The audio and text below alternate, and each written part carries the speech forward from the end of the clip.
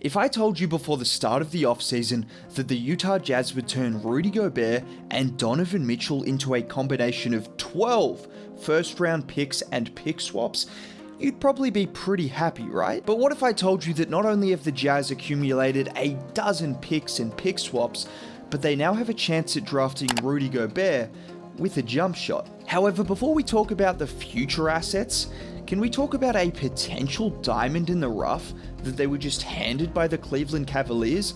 And I'm not talking about Ochai Agbaji, who looks like the perfect 3-and-D wing for the modern NBA. I'm not even talking about Lauri Markkanen, who by the way dropped 43 points. 43 in a crucial Eurobasket game for Finland, and was making plays like this. Down for Markkanen! I'll tell you what, there might not be a more spectacular presence than Lauri Markkanen. I am impressed. Jeff, coast to coast. I'm of course talking about Collin Sexton.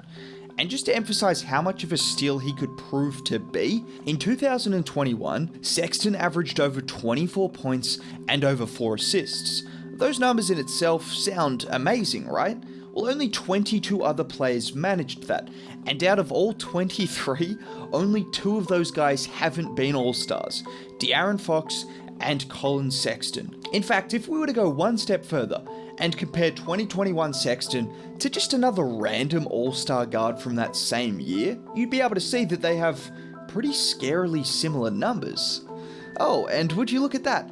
Let's just pretend you didn't know that was Donovan Mitchell, and you can see that Sexton's numbers from his best season hold up against an elite guard like Mitch. Now don't get it twisted, I am definitely not saying he's on Mitchell's level. For starters, he did that on an 18-win team, and Mitchell did it on a 50-win team, among some other pretty clear disparities. But Sexton, with the right opportunity, could be an absolute steal at just $18 million a year. And Sexton is just one of the several potential gems the Jazz have acquired over the last few months.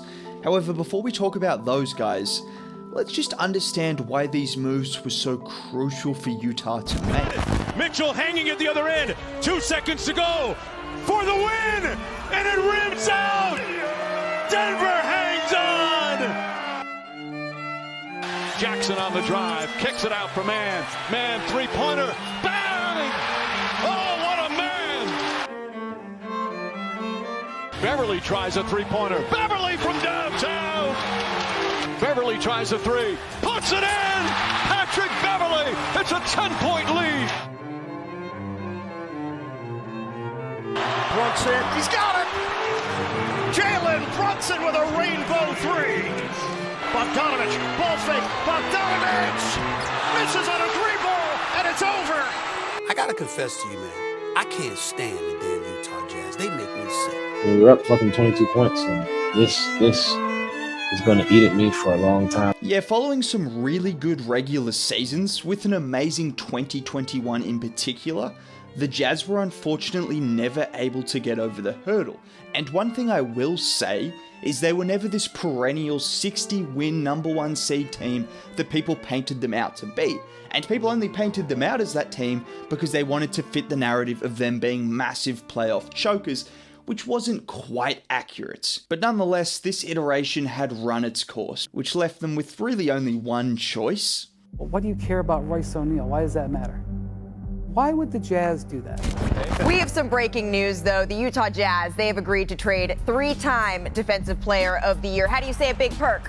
Rudy who? Rudy Gobert. Rudy Gobert to the Minnesota Timberwolves in a blockbuster deal that will pair him with fellow all-star big man Karl Anthony Towns. Major breaking news out of the NBA, where the Utah Jazz have traded Donovan Mitchell to the Cleveland Cavaliers. That is according to ESPN. And this brings us to the current day, where Utah have a really interesting roster heading into the season. We've seen a ton of teams blow it up, so that's not unusual. But what is unusual is, unlike Houston or OKC, they don't have an elite prospect that they need to give a ton of touches to or develop, which might sound like a negative, but it could be a positive.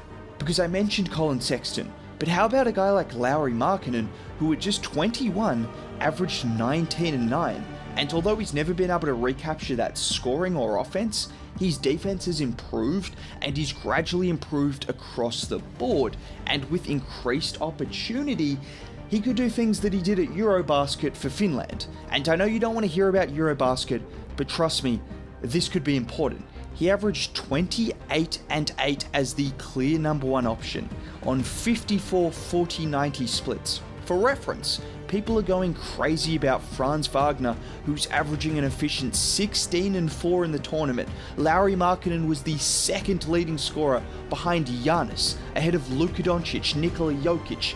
That's how good he was, and he did it efficiently. He was cutting well, he was shooting the ball well, he looked aggressive attacking the rim, and just going to a new place in Utah where he's going to have so many chances to shine, it could really bring the best out of him. However, with that being said, I don't think Utah are a very interesting team based solely on Lauri Markkanen and Colin Sexton. No offense. But the reason they're so interesting is they have so many young players that have shown potential, but have never quite reached it. And I'm not exaggerating, because Nickeil Alexander-Walker, Malik Beasley, THT, Butler, Balmaro, Vanderbilt, and 2 first-rounders in Kessler and Abaji, and in isolation, I realize those guys don't sound great, but all it takes is for 1 or 2 of these guys with more opportunity to pop off. Donovan Mitchell was a mid-first rounder, Rudy Gobert was a late first rounder, and we saw how those guys turned out. I mean, let's not forget, THT was ranked higher than Shai Gilgeous-Alexander on Bleacher Report's Best Young Players list. Now, did they pick up a pipe before writing that? It's very possible, but he still flashed some serious potential nonetheless, because I know we all want to make fun of everything Lakers related, as we should, but THT's ability to manipulate the defense with his combination of long strides and shifty ball handling that can either get him straight to the rim or can allow him to set up plays in the pick and roll or from the corner looks pretty special at times. I mean, he did have a 40-point game against the Warriors at the end of the season in which he was doing everything. Just watch this play where he gets past an elite defender in Andrew Wiggins before absorbing the loony contact and finishing with a filthy reverse. Or how about 2 minutes later where he does the same thing? At just 21 and no longer in the worst development system in the NBA, THT could shine. But we gotta speak a little bit more about the Lakers, because another avenue for the Jazz to stockpile more picks is Russell Westbrook, a trade that sends Mike Conley and potentially Bogdanovich or Clarkson the other way in exchange for Westbrook and a couple of picks before he is bought out. Seems like a bit of a win-win deal for both teams, and in particular the Jazz, that could have 2 first-round picks for an organization that could be terrible in 5 or 6 years' time. If you think the Thunder have a lot of first-round picks, the Jazz could have 6 or 7 more than they currently have by the end of the season. And that's one way to start a rebuild. Anyways, if you enjoyed the video, a like would be greatly appreciated. Subscribe to the channel if you are new. Have a great day. Bye.